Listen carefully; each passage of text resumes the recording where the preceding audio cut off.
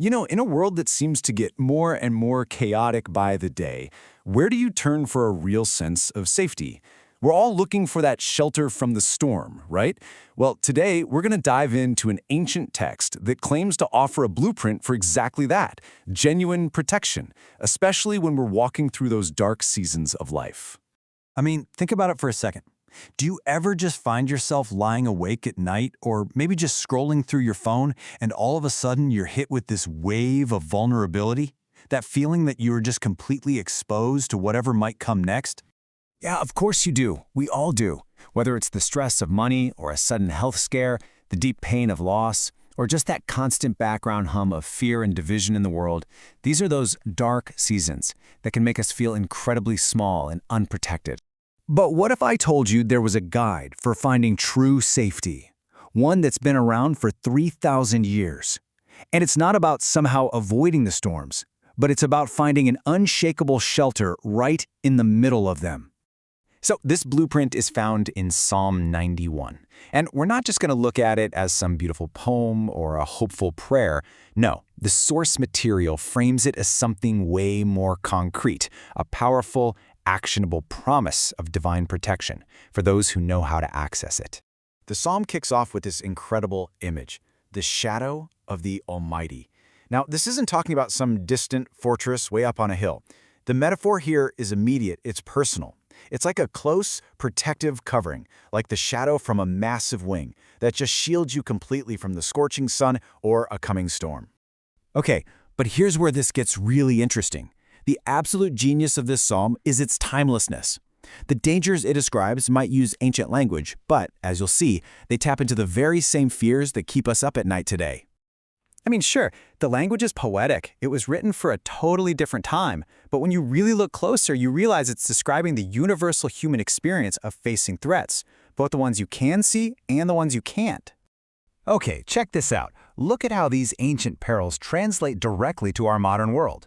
The terror of night? Come on, that's the 3 a.m. anxiety attack, right? The insomnia that's just fueled by worry. The arrow that flies by day? That's that sudden, unpredictable crisis. The phone call with bad news, the accident on the freeway. And the pestilence that stalks in darkness? Wow, it's almost impossible not to hear echoes of our fears about pandemics and unseen health threats in that line. The language is ancient, but the feeling, it's identical. So, if this amazing protection is available, how do we get it, right? Well, this is where the psalm gets very, very specific. See, it's not some automatic, universal shield. It's a promise, but it has a condition, and it's based on a specific kind of relationship. The key is hidden right there in that very first verse. The promise isn't for just anyone, it's for the one who dwells in the shelter. That is such a fascinating and intentional choice of words. So what does it actually mean to dwell? And this is the crucial distinction. Dwelling isn't just running to God when things go wrong, like he's a temporary emergency shelter you duck into. It's about a fundamental posture. It means making him your primary home, your permanent address for safety and trust. It's a conscious recentering of your entire life, deciding that your ultimate security isn't in your job or your health or your relationships, but it's in this one place. It's an ongoing choice you make day in and day out.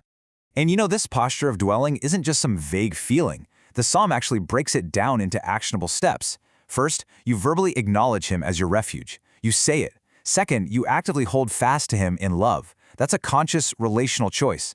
And third, you call upon him when you're in trouble, which is basically putting all that trust into action. And if you do this, if you really choose to dwell in that shelter, the psalm just shifts gears. The tone changes, and it moves from describing dangers to declaring one of the most powerful divine guarantees you will find anywhere. And here's what makes the ending so incredibly powerful. It's a detail that a lot of people miss. The voice actually changes. It's no longer the psalmist talking about God. It's God speaking directly, making a personal promise to the one who trusts in him. And this quote, this just reveals the core of the entire promise. Notice that clear cause and effect. Because he holds fast to me in love, I will deliver him. The divine action is a direct response to our relational trust. It's this beautiful, powerful symmetry. And the results that are promised are, well, they're comprehensive.